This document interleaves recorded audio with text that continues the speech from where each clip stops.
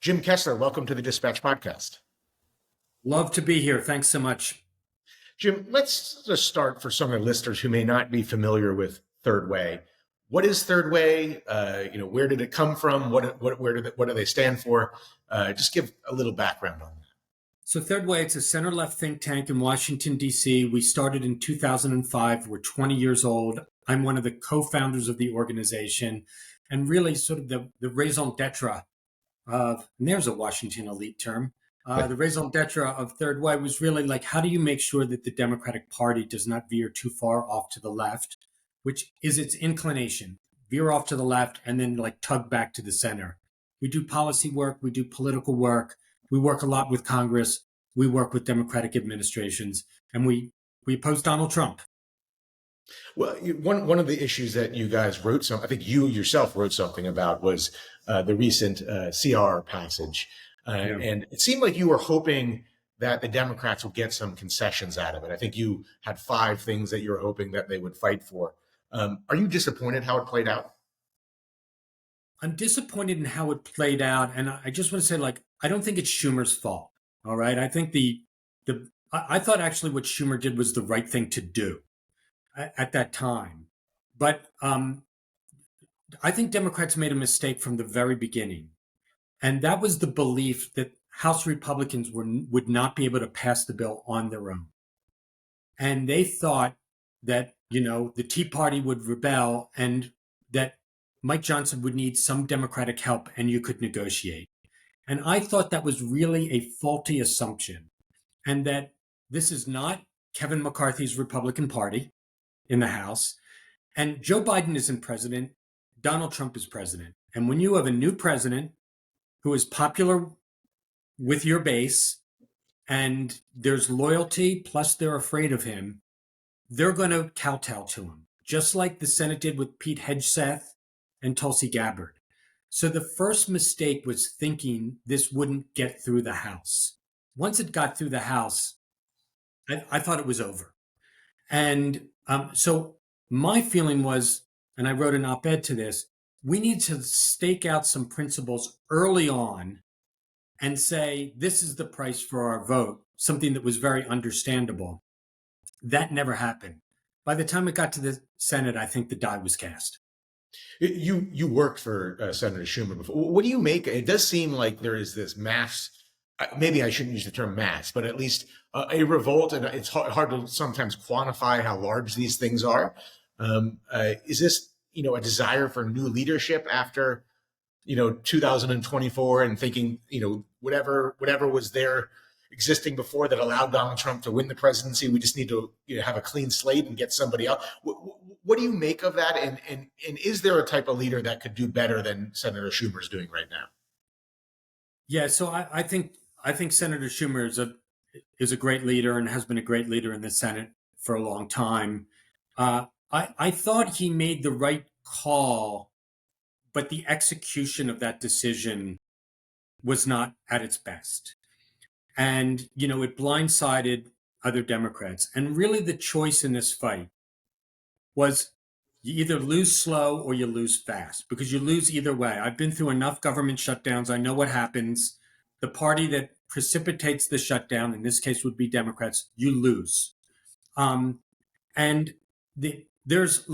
don't want to say that the people who were like calling for a shutdown, I don't want to like dismiss their concerns, because when you lose slow, at least your troops are out there and you get to fight. If you lose fast, you can move on to the terrain of your choosing. And the shutdown was not the terrain of our choosing. That was the terrain of Trump's choosing. But we never set up that situation so that people understood that choice and that we're going to fight, but we're going to fight on ground where we have a better shot and where we can win. And so, look, you're seeing some consternation out there with Democrats. And that's because, like, I've never seen Democrats, normal Democrats, as agitated as I'm seeing them right now. And, we need to listen to them too. Do you know where that ground is yet? Do you know where do you think that the Democrats have a firmer footing to stand up to Trump? Well, definitely reconciliation bill and the taxes. And and to be clear, standing up to Trump and to Republicans doesn't mean you win the legislative battle. Okay? It means that you're winning the communications war and the messaging war. The Republicans will pass their reconciliation bill, meaning their tax package, their tax and spending cuts package. They will pass it because new administrations always pass their reconciliation bill. That always happens in the first year. But it can be very, very painful, and it can bring a party down. And if you sort of look at the ebbs and flows, Jamie, of when do new presidents really start losing their mojo? It happens usually around the first August recess. They're doing the sausage making. The members go home for the August recess. They're in the middle of the reconciliation package. They get their living crap kicked out of them at home, and they come back, and the president's approval is down 10 or 15 points. And the members of Congress, their fear meter moves from fear of Trump to fear of voters. And the presidency shrinks, and his power over the party shrinks. So our goal should be soften him up, soften him up, soften him up. And that by the August recess, when they're going home, it's a nightmare for Republicans. That happened to Obama in 2009. That happened to Trump in 2017. That happened to Joe Biden too. We were in the middle of COVID, so it wasn't as evident, but that's the natural rhythm of those things. You mentioned that you haven't seen normal Democrats as agitated. So, conversely, a lot of people say they haven't seen much, almost defeated. The party seems defeated after Trump. You're not even seeing, until maybe some voices upset at Schumer, many people doing anything, much of anything, or speaking out, or, putting up any opposition to what's going on in the beginning of the Trump administration. I read an article. Again, it's hard to figure out how determinative this is of a widespread or a singular person, but it was an LA donor said anonymously, I dare them to ask me for more money again.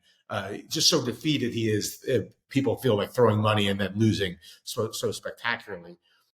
Are you seeing this agitation foment itself into actually action, or is there a sense of defeat? Is there a sense of, what do we do now? We thought we were doing everything we could and just got totally caught. So we were defeated. Okay, let's start with that fact. And I'm of the belief, and my organization is of the belief, is this defeat in 2024 exposed a lot of problems that Democrats have been having for a while, and that we've been able to paper over either because we've been winning narrowly or losing narrowly. And I do think, the time for tinkering is over. And I just want to throw out kind of one statistic, okay? The 20 states that have the highest educational attainment in the country, most college degrees per capita, Harris won 18 of those 20, okay? The 31 remaining states, because one of those 20s is Washington, D.C., that have lower levels of educational attainment, Harris won 2. So we are just completely non-competitive on a federal level, presidential, congressional in the House, congressional in the Senate, in the 31 states that have lower levels of college degree attainment. So we need to connect to middle-class voters and working-class voters a lot more. So I do think the time for tinkering is over. I also don't think the answer is going to come from Washington, D.C. I think it's going to come from governors and mayors, insofar as they're politicians or people in the private sector. And I do think the agitation and the concern is a good thing. I don't think it's a bad thing that the approval rating for Democrats right now among Democrats is very low, because we have to make changes. I think we need things to stir us all up. It seems to me like this was done before by Democrats. Mudcat Saunders, who's a guest on the show, a long time person I've communicated with. It seems like that's the Wayback Machine. We had him on. We had him on before the election, and he has all sorts of ideas on how to connect with the Bubba voter, as he calls them. Um, let me ask you. Dial it back a little bit to January. Trump's been in office, I guess, under 2 months or maybe 2 months. 2 months to the day. 2 months to the day. There you go. We're recording this on Friday, the 21st. You're right. This is the 21st. So, what do you make of the first 2 months? What is your impression of the first 2 months of the Trump presidency? Some of it is very familiar of previous presidencies, and some of it is very unprecedented. So let me start with the very familiar. New presidents come in with a ton of momentum. They're able to get things done right away. They almost always have a majority in both houses of Congress, just as he does, and they're able to get their stuff through. They also overreach to a mammoth degree, and a backlash starts to follow. So if you look at presidential approval ratings for Donald Trump, he's fallen 8 points since Inauguration Day. Every president going all the way back to George H.W. Bush had their approval fall through the first 50, 60 days. Okay. So we're seeing that sort of same overreach, right away. And when approval drops, the presidency starts to change. What's different is they are using executive orders to a degree that's never been done before, and they're doing dismantling of government and challenging rule of law and the courts and the liberal world order out there like no one has ever done before. And if you're one of those people who's saying, like, I fear for our democracy, I fear for the fate of the world, I fear for, everything that this country stands for, I'm not here to dissuade you. I fear for those things too. So, yeah. And so in certain sense, very much like previous presidents, in another sense, unlike any other president. There was just an article today of a recent guest on this podcast wrote, Jamie Kirchick, a conservative, how Donald Trump has destroyed the liberal world order. The free world is, there's no coming back. He believes that historians will look at the Zelensky meeting in the Oval Office and J.D. Vance's speech in Munich, by the way, a lot of which he agreed with, but not the setting in which he gave this speech, and say this was the end of the free world. Do you believe that? Do you believe that Trump has already ended kind of America's historic role in the world, and that this is irreversible, or do you believe it is reversible? Jamie, if you asked me that question, I could give you a different answer at different times of the day based on my mood, and what I'm thinking. Like, I don't know. My fear is that it is. And, the Zelensky meeting in the White House, there's echoes of the phone call he had with Zelensky, either in, I forget if it was 2018 or 2019, over Hunter Biden and Burisma. I mean, the seeds of the Russian invasion of Ukraine was that phone call. And then you fast forward, 6, 7 years to the Zelensky meeting in the White House. Like, Trump still despises Zelensky. He still likes Putin.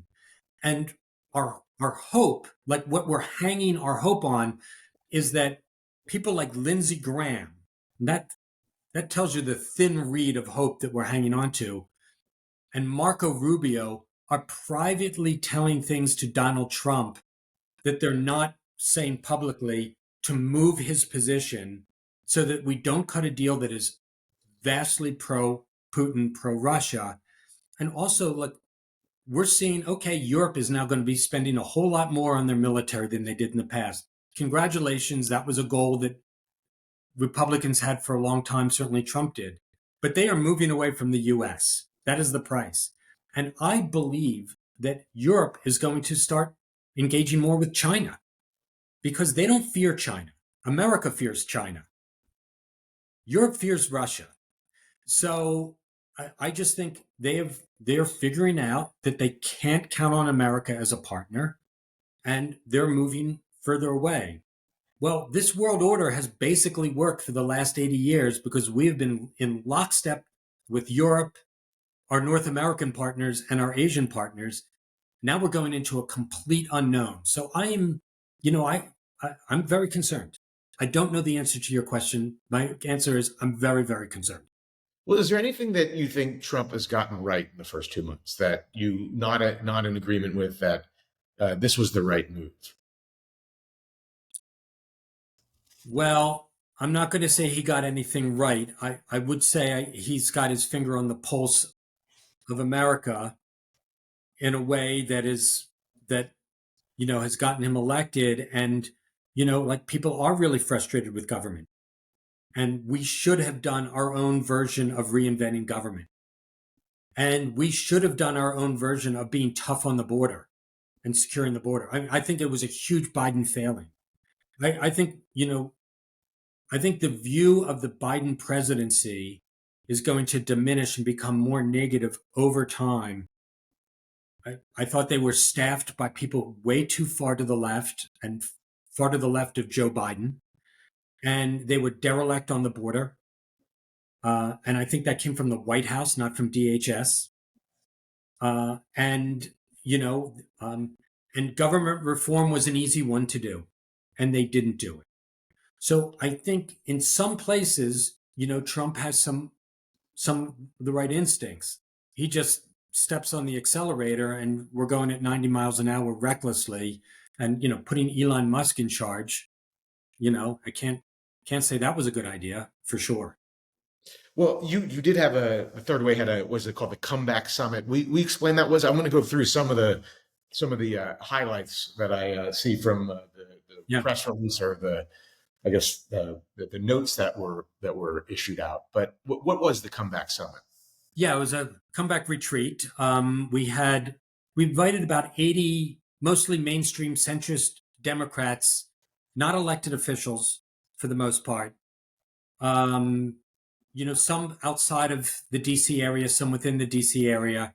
We brought them together for 2 days and wrestled with the question: why do we have an economic disconnect with the working class, and why do we have a cultural disconnect with the working class? And then how do we solve those problems? And so it was a 2 day retreat. We're not going to get all the answers to that, but we really put people through the paces. We put them in small groups, had moderated discussions. My opinions didn't matter. I was asking questions, and people in the room were taking notes, and we put them all together and came up with a document of what people were saying, which is what you're referring to next. Well, one of the things that jumps out at me, and my view of the last several years was, there's two real big threats that I'm voting on. I became a two-issue voter. One was democracy, and that's why I couldn't support Donald Trump, because I felt that. But right underneath it, and it was maybe two, but it was close, was stop teaching my kids crazy things in schools. And in DC, where they at a 4-year-old at the time, you could see it even there. And this overemphasis on identity politics comes up a lot in this document about basically what I was saying, what you're teaching crazy things in school. That's not resonating with much of America. Can the Democrats move away from that? We saw Gavin Newsom try to do that on a podcast, saying that, transgender women should not be competing in women's sports. That before 2024 election, if you were to say that as a Democrat, you probably would be thrown out of the party. And I think Seth Moulton tried to do that and was really routinely beaten up by a lot of people in the party. Is it possible to move to that position and still win as a Democrat? Right. So, Jamie, you could say it. You just had to whisper it. Okay. And you had to whisper it in closed company. There is no question that Democrats just became culturally unaligned with a lot of America. And look, in some ways, I think it's unfair to blame it on like transgender people. Okay. If you look at the ad that was used against Kamala Harris, and it was, about transgender care in federal prisons being paid by U.S. tax dollars. that question on the questionnaire that, she got pinned down on, that wasn't even a transgender group that raised that question. That was the ACLU. And so you look at, there's a whole litmus test, purity test mentality that is off-putting. And it is nearly all on these cultural, social issues where people at home and with their friends are saying, like, I'm uncomfortable with this, but I'm uncomfortable raising my hand and talking about it because I will be shot down. Well, we have a choice. We can still be afraid to raise it and lose, or we have to talk about these issues in a way that we're winning the battle of reasonableness with average, ordinary voters out there. And I do believe that that is very possible to do. You have to get out of the sort of faculty language that we use and talk like normal people do, and not be afraid to be with a group 70% of the time as opposed to 100% of the time. But yeah, we're going to have to make changes there. I covered a debate in California. I think it was a Republican primary debate, but Debbie Wasserman Schultz was there probably in the spin room. And I asked her before this was kind of a national campaign issue, but you could see the seeds of it. At the time, I think I asked her, should a transgender woman, a man who identifies as a woman, be allowed in female combat sports, which just seems the obvious thing? No. And it was one of those things that she was afraid to even get on the side of it.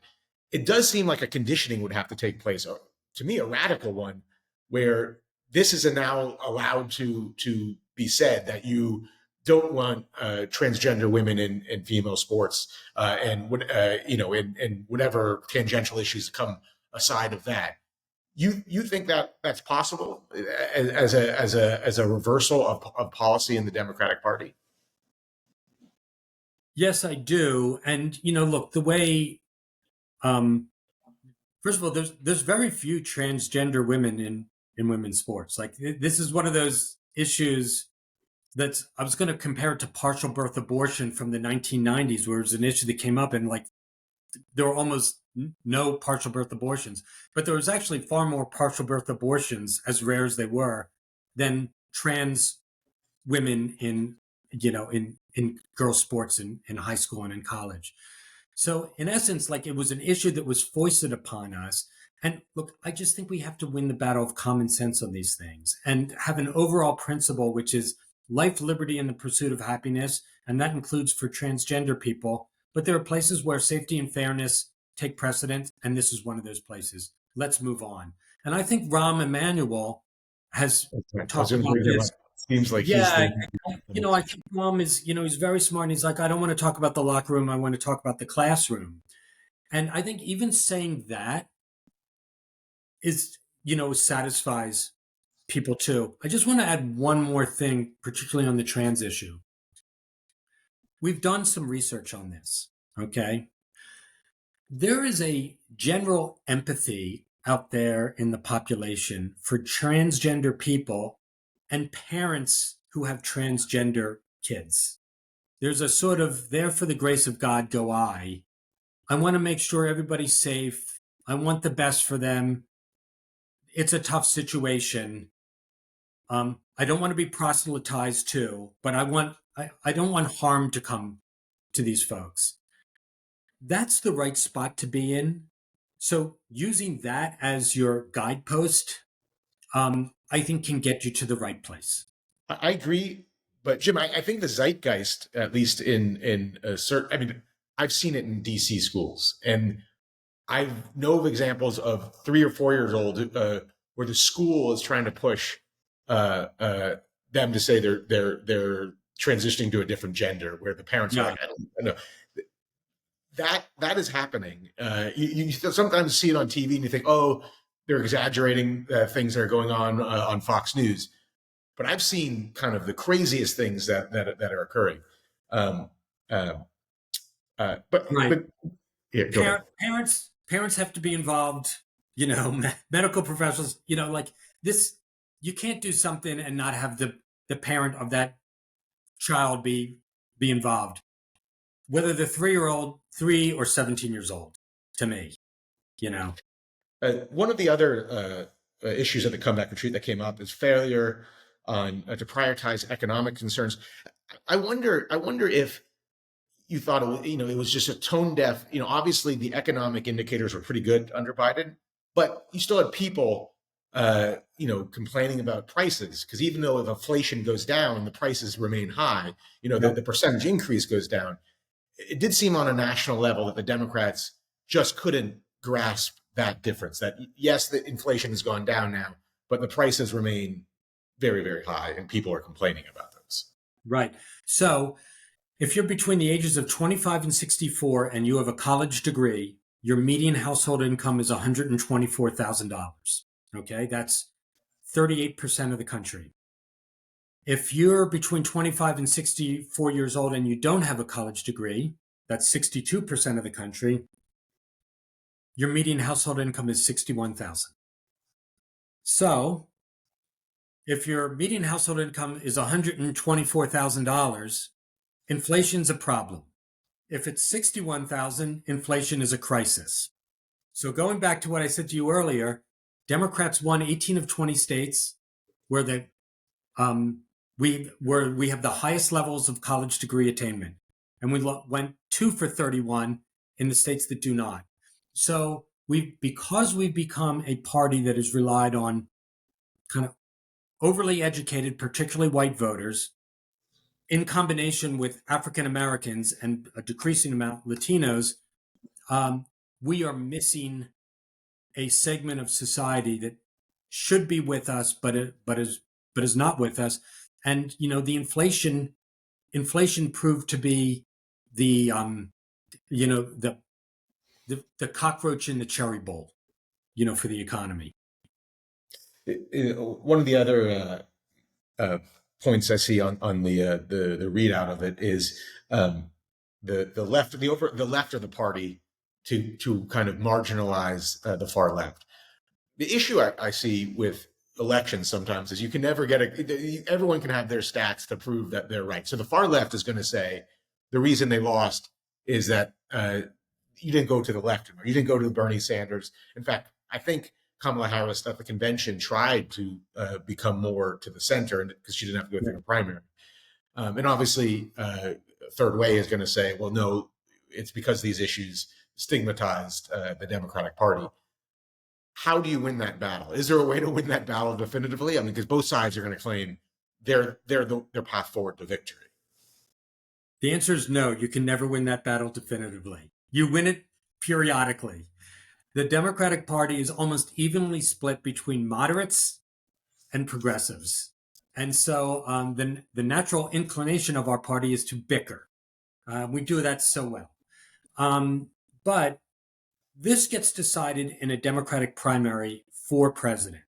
And what we have seen in the past is that Democratic voters have moved towards electability and picking a candidate that they believe can beat Republicans. And in particular, it's African American voters who are doing that. You saw them in South Carolina. They elected Joe Biden. Right. That's probably the most African American state primary in the country.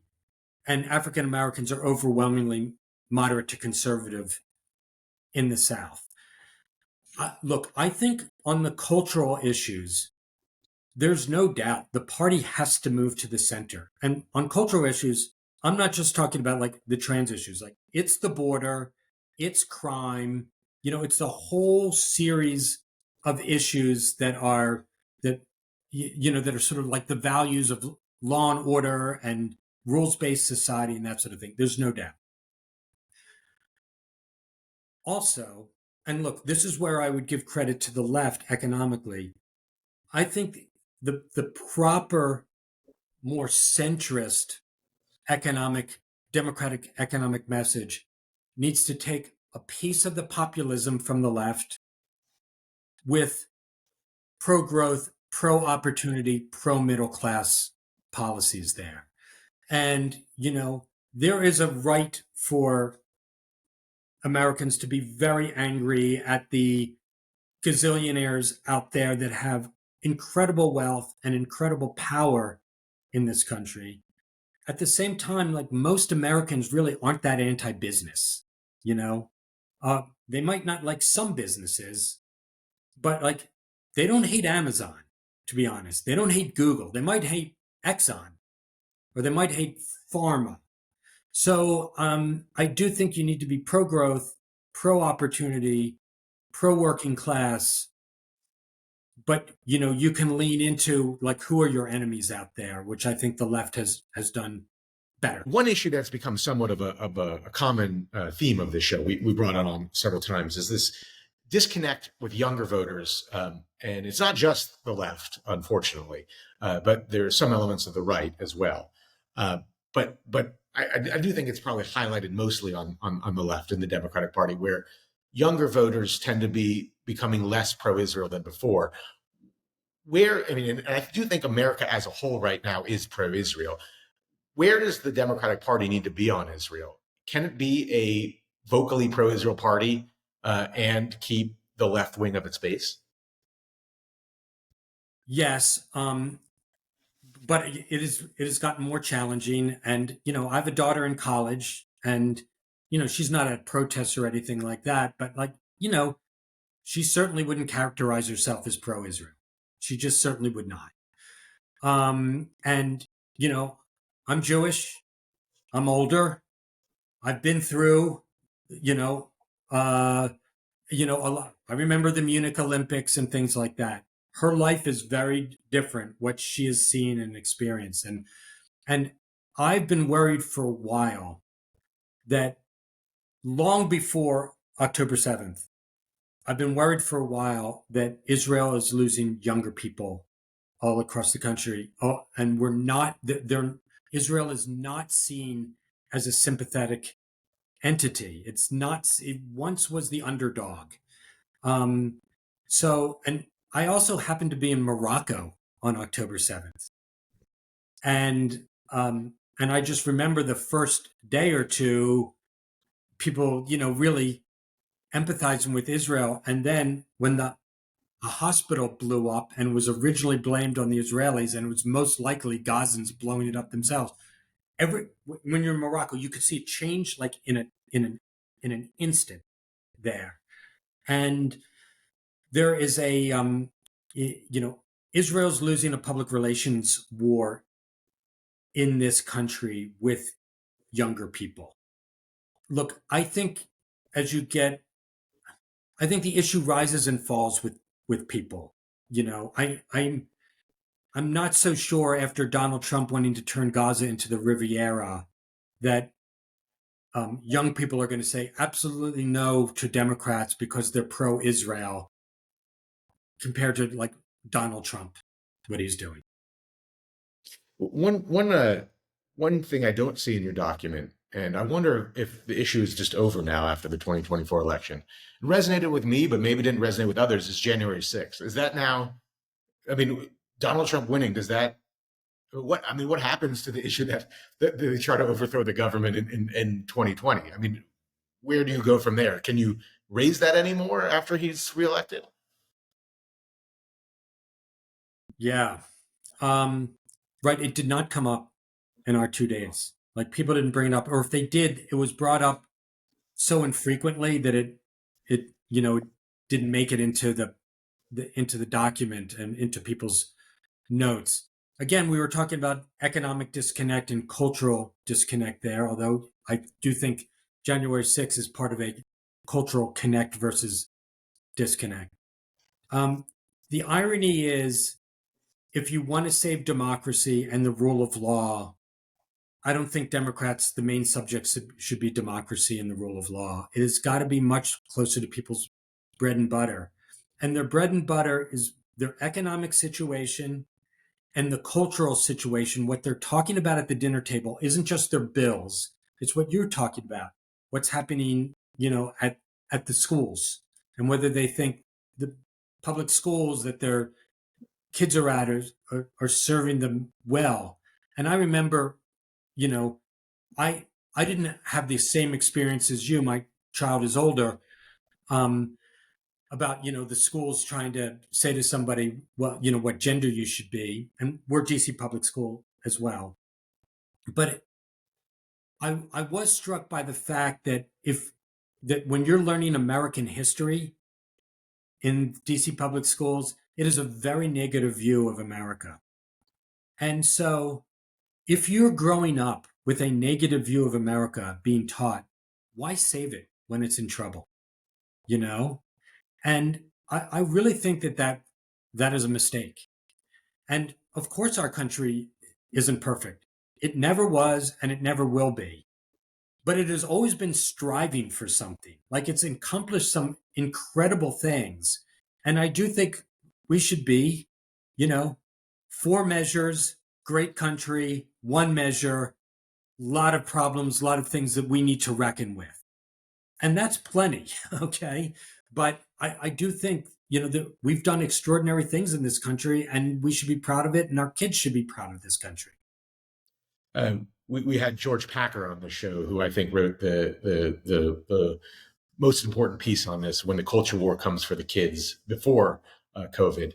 And I think the issues that we discuss, Israel and the education system I think they're actually all tied together with the worldview that a lot of kids are coming out of school with.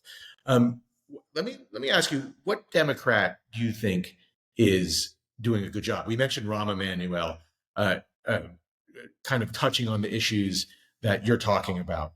Who's standing out as a figure that you think is kind of changing course and resonating with the public? I love Richie Torres from New York. And I think he's a star to watch. Jake Auchincloss of Massachusetts is terrific. Alyssa Slotkin of Michigan is terrific. Abigail Spanberger, who's running for governor of Virginia as a former House member, fantastic. Justin Bibb, mayor of Cleveland, really interesting, doing interesting things.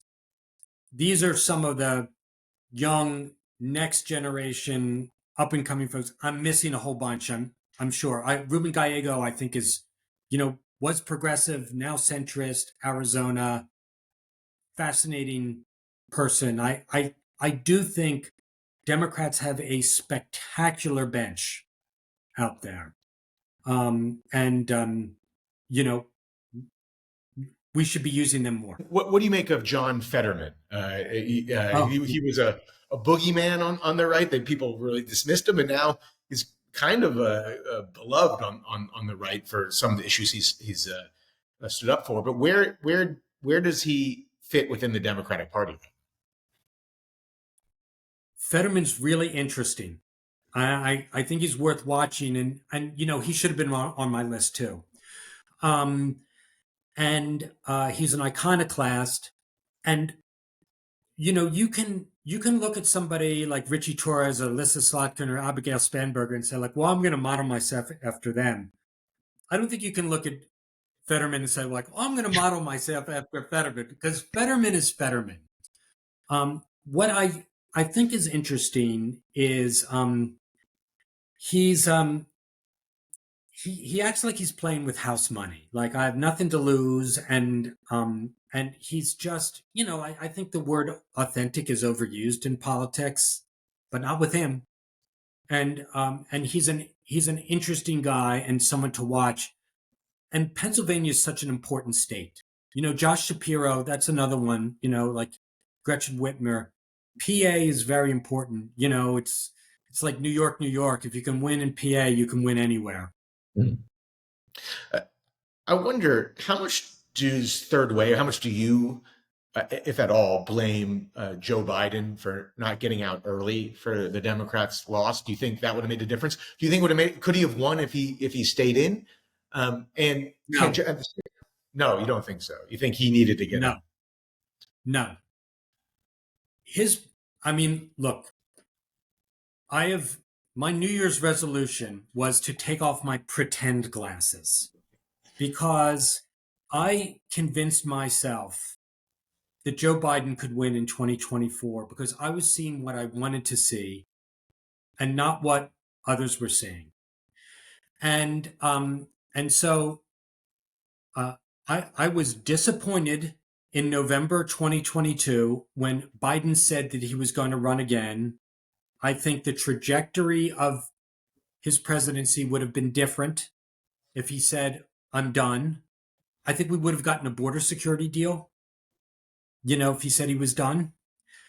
Um, and then there was fear that Kamala Harris wasn't going to be an able candidate.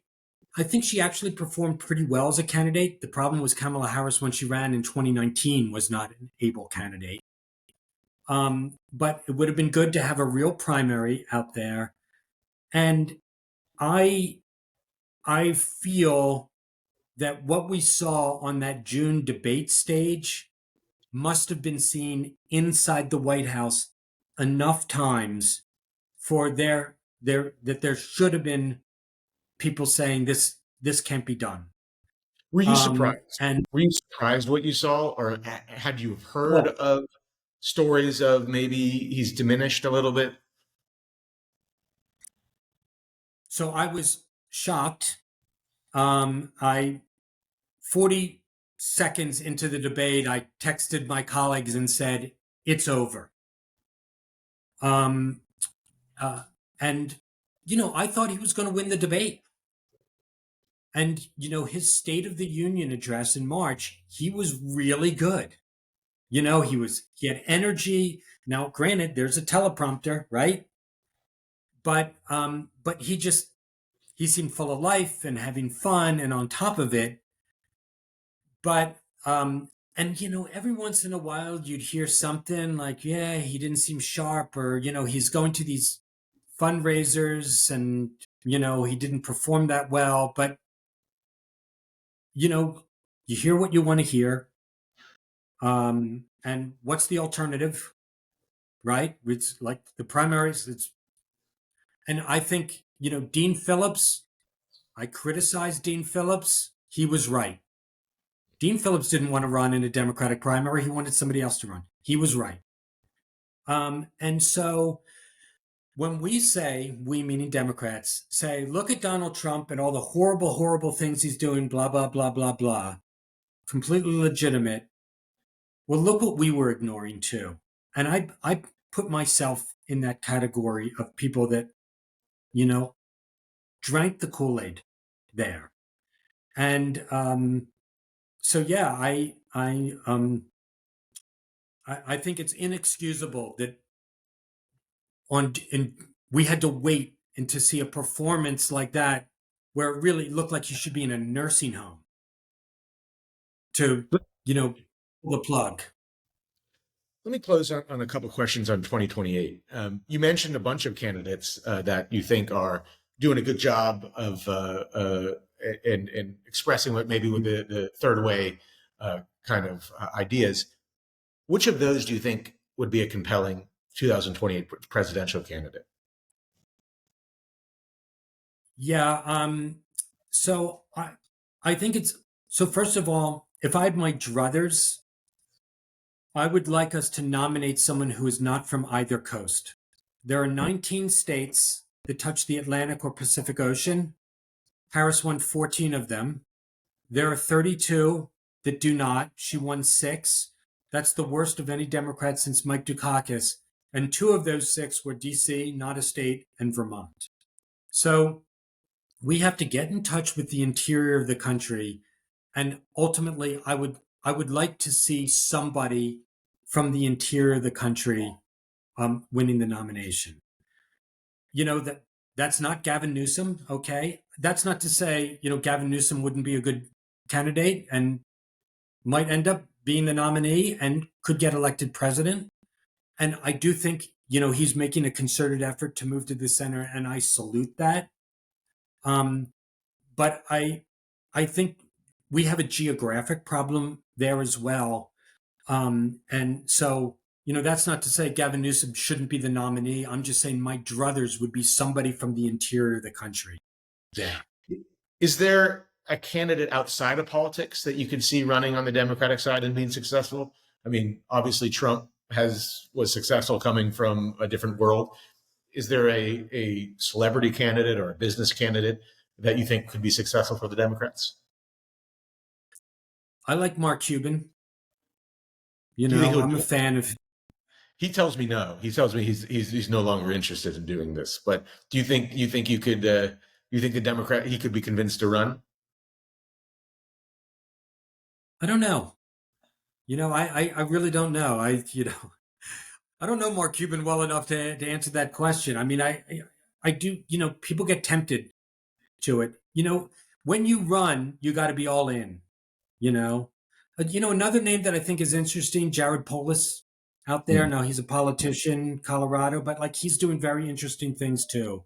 I do think the next person that we nominate, that person should feel that like it's really turning a page, and there's some newness to it. Well, let me close on this. What are the odds, and what happens if Donald Trump says that he's running again for a third term? He won't win. He's 82. He'll be 82, and he'll be extremely unpopular. Yeah. But you think I mean, do you think that I mean, legalistically, what happens? Does that go to the Supreme Court? The Democrats, that becomes a very interesting beginning of a race, I guess, if Donald Trump says that he's running for a third term. Yeah. Um, so I'm not an expert on the courts. And if the court says he can't run, then the court says he can't run, and which I think the court should say, but he will not get reelected. He will be unpopular. He will be too old, and we're going to go into a recession. He's going to lead us into a recession. With that, Jim Kessler, thank you for joining the Dispatch podcast. Thank you. Pleasure.